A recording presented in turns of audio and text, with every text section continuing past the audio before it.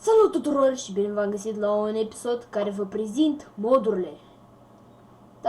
Nu uitați să apăsați butonul de like dacă vreți să susțin seria mai departe. În continuare că am foarte multe moduri pentru voi și începem cu un minunat bus. Minunat, scuzați, m-am cam bălbăi. Minunat bus. Frate, ăla e ziar sau ce? Un camion. Detalii destul de interesante. Pornește destul de bine, după cum bine vedeți. Open door. Ești nebun? Să deschid și eu. Și asta cel de la șofer. Vedem foarte bine din înăuntru, din salon. iPod-ul nostru acolo jos, îl vedeți la manete.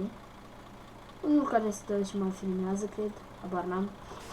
Hai să vedem cât de bine se descurcă această mașină. Opa! Mamă, de ce ții? Bun, asta e un autocar care merită. Când mă apropii de ceva, el începe să țiuie. Dacă vreți voi să mai continui seria, nu uitați să apăsați butonul de like. Știu că am spus asta odată, dar nu are nimic. Da, să fie acolo așa. După cum bine vedeți și ăsta aici merge. Kilometrajul merge. Și are viteză foarte mare, după cum bine vedeți, pentru că șoferul se duce în spate. E acum o să pun în frână. Și să începem cu următorul mod. Da, azi am mai multe. O mașină Lada. Da. Și aici avem diferite roți, Lamborghini, Parces. Stai, asta ce? Mamă, ce roți! Porsche, roți de Porsche. Punem Monster Wheels, pentru că de ce nu? Pentru că e o mașină foarte sport. Punem pe primul, pentru că mie îmi place primul. Și să începem. Semnul ăsta, pentru că e un pic mai fain. Frate, nu capota asta, că e de prost gust. Asta. Lângă asta, chestia asta.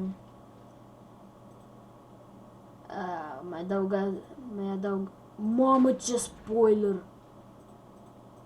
Și sunt mai mici spoilere. Foarte mici. Windows. Mamă, le fac așa negri. Și asta. Hai să vedem cum se pornește. Începutul e promițător. Se vede și din salon. Se vede câte un pic. Vedeți? Ce? Frate, se aude și muzică, ești nebun? Ia. Bă, asta e o mașină bună. Hai să începem cu prezentarea mașinii. Da, logo-ul Ladei acolo în mijloc, dacă îl vedeți. Frate, dar îmi iau și eu o Lada și eu fac și eu așa, bă. Bă, ce bine arată. Și că e de curse. Merge, are viteză foarte mare. Roți, depinde de roți. Toată treaba aici. Chestia depinde de roți. Oprim și... Stai un pic. Și ce se întâmplă? Aici, a apărut ceva. N-are nimic. Mă gândeam că avem. Următoarea mașină este o mașină de poliție. Mamă! Asta arată mai bine, parcă. Pasageri, polițiști, frați de-a noștri. Frate, punem de astea. Mamă, ești nebun. Bă, se aude ca și poliție, bă. Bă, uite, vin curcanii, bă. Hai să prindem pe cineva. Hai să prindem mașina cealaltă. Bossul, ne ducem să cucerim bossul. Vin curcanii, boss. Și mașina este o Volga, marca de mașină Volga. Mașină chiar care cred că merită descărcată. Următoarea, Lada Priora. Are roți frumoase.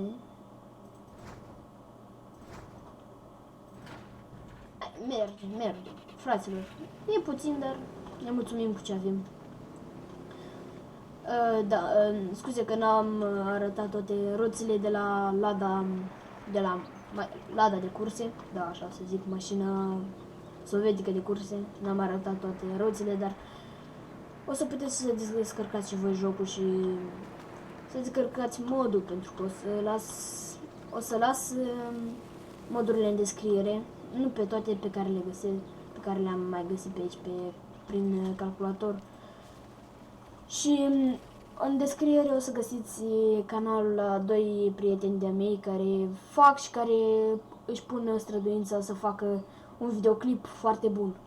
Eu sunt Cristian, dar după cum vede canalul, mă numesc Studentul Gaming și v-am salutat. Pa, pa, ne vedem data viitoare. Nu uitați like.